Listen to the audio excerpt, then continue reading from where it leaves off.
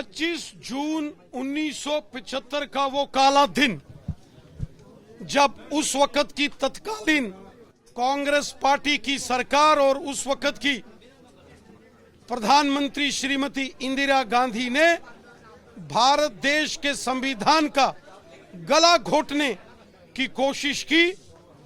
श्रीमती इंदिरा गांधी के नेतृत्व में 1975 25 जून को देश के अंदर जो इमरजेंसी लगाकर देश के संविधान को तार तार किया गया, उस काले दिवस को कांग्रेस पार्टी के संविधान को मिटाने के उस षड्यंत्र को आज भी लोग सोचकर लोगों की आम जनमानस की रूह कांपती है। श्री राहुल गांधी जी और उनके सारे खानदान को माफी मांगनी चाहिए देश से कि राहुल गांधी जी की दादी मां ने भारत माता की पीठ पर 25 जून 1975 को खंजर घोंपा था और भारत के संविधान को, कॉन्स्टिट्यूशन ऑफ इंडिया को खत्म करने की एक बहुत बड़ी साजिश 25 जून 1975 को नेहरू गांधी खानदान ने की थी।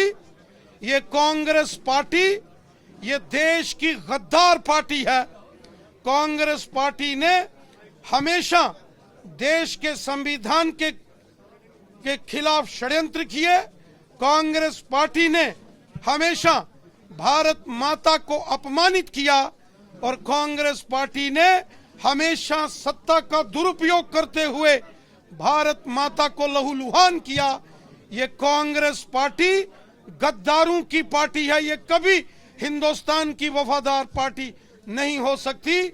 25 जून 1975 का वो काला दिन हम सबको स्मरण कराता है कि किस प्रकार ऑनरेबल हाई कोर्ट इलाहाबाद और फिर honourable supreme court of India को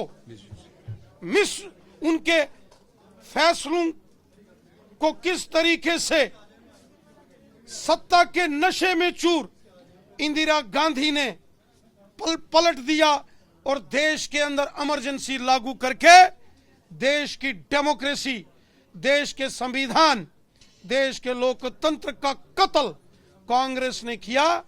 ये कांग्रेस पार्टी गद्दारों का, देशद्रोहियों का एक टोला है जो कभी हिंदुस्तान का और हिंदुस्तानियों का वफादार नहीं हो सकता। रविंद्र जी, कांग्रेस, आप कांग्रेस की बात कर रहे हैं। कांग्रेस ये कह रही है कि पिछले 10 साल से देश में अनडिक्लेयर्ड और अनसेड इमरजेंसी है। भारत देश के संविधान को खत्म करने की कोशिश तो कांग्रेस ने की। ये कांग्रेस पार्टी है जिसने सत्ता का दुरुपयोग करते हुए 1975 में संविधान को समाप्त कर दिया, लोकतंत्र को समाप्त कर दिया था। और ये कांग्रेस पार्टी की सरकारें थी जिन्होंने 90 से अधिक बार संविधान के आर्टिकल 356 का दुरुपयोग करके चुनी हुई सरकारों को, राज्य सरकारों को बर्खास्त किया। ये कांग्रेस पार्टी की सरकारें थी जिन्होंने देश के अंदर डिवाइड एंड रूल की नीति चलाई।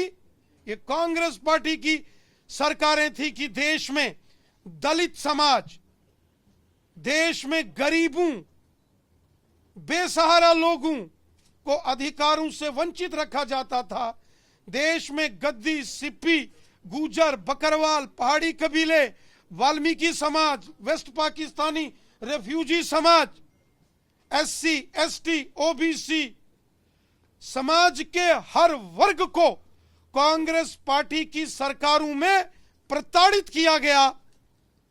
और 2014 के बाद जब माननीय प्रधानमंत्री मोदी साहब प्रधान सेवक के तौर पर जब उन्होंने देश में कार्यभार संभाला, मोदी साहब ने तो सबका साथ, सबका विकास और सबका विश्वास इस मिशन के साथ काम किया।